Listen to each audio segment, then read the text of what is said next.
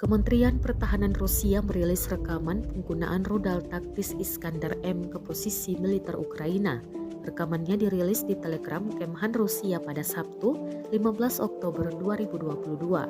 Dalam keterangan unggahan disebutkan, sistem rudal taktis Iskander M terus melakukan tugas tempur dalam operasi militer khusus. Prajurit sedang bertugas tempur 24 jam dan siap meluncurkan sambaran petir ke target militer Ukraina yang teridentifikasi kapan saja. Rudal Iskander atau lengkapnya rudal Iskander M adalah sebuah sistem rudal balistik jarak pendek yang diproduksi dan digunakan Federasi Rusia.